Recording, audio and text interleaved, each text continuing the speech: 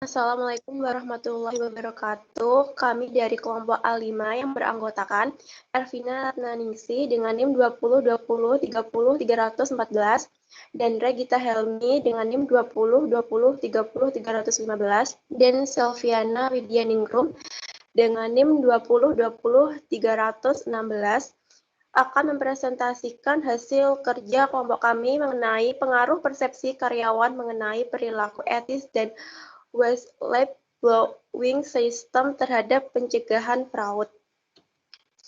Latar belakang, kecurangan fraud merupakan perbuatan dengan cara menipu demi memperoleh sebuah keuntungan pribadi dan menimbulkan kerugian bagi orang lain.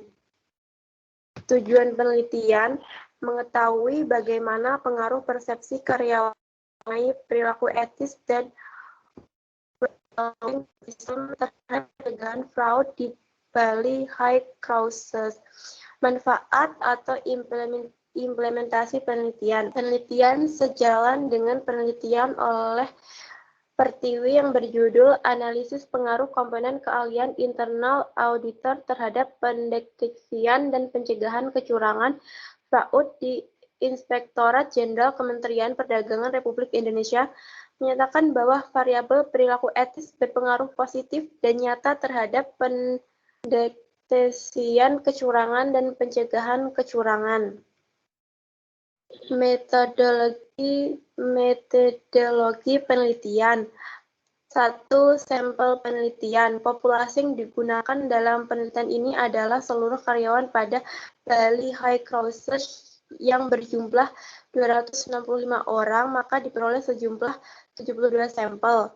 Lokasi penelitian Bali High Causes, alat uji, penguji analisis regresi berganda, uji koefisien determinan dan uji T untuk mengetahui ketergantungan suatu variabel terikat dengan variabel bebas, uji asumsi klasik, uji validitas, uji normalitas, uji multikoliniaritas, uji heterokedasitas.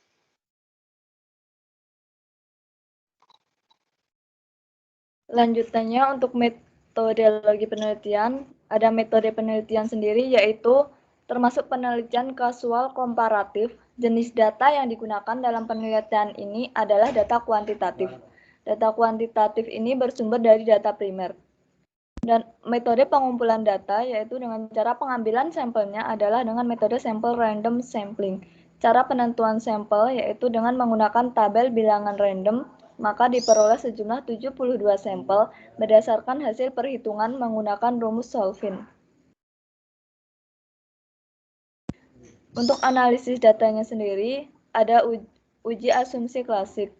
Yang pertama, uji normalitas, yaitu untuk menguji salah satu asumsi dasar analisis regresi berganda.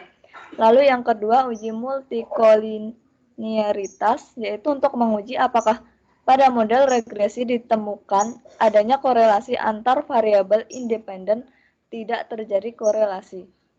Selanjutnya ada uji heteroskedastis untuk menguji apakah dalam model regresi ini terjadi ketidaksamaan varians dari residual satu pengamatan ke pengamatan lain. Yang keempat ada uji analisis regresi linear berganda, yang gunanya untuk melihat pengaruh beberapa variabel independen terhadap variabel dependen. Yang kelima ada uji koefisien determinasi, yaitu untuk mengukur seberapa jauh kemampuan model dalam menjelaskan variasi variabel dependen. Dan yang terakhir ada uji parsial, yaitu untuk menguji seberapa jauh pengaruh satu variabel independen secara parsial atau individu dalam menerangkan variabel dependen.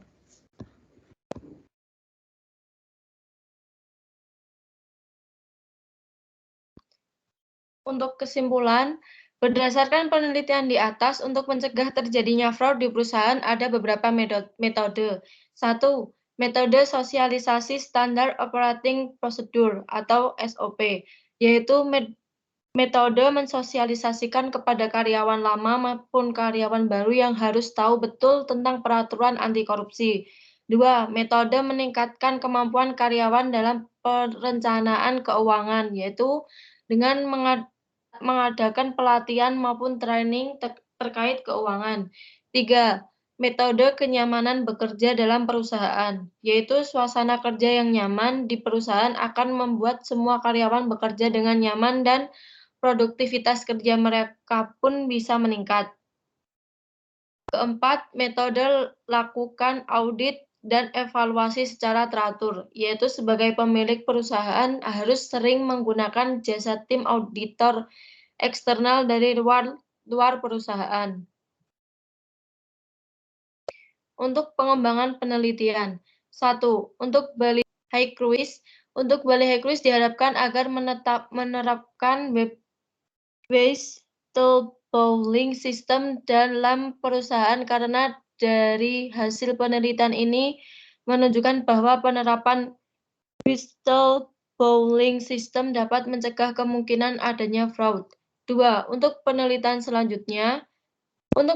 selanjutnya diharapkan agar menambah beberapa variabel yang memiliki pengaruh terhadap pencegahan fraud seperti mortalitas, komitmen organisasi, dan keefektifan pengendalian internal. Diharapkan pula penelitian selanjutnya untuk menggunakan responden lebih banyak lagi. Sekian presentasi dari kelompok kami. Bila ada kurang dan lebihnya mohon maaf. Wassalamualaikum warahmatullahi wabarakatuh.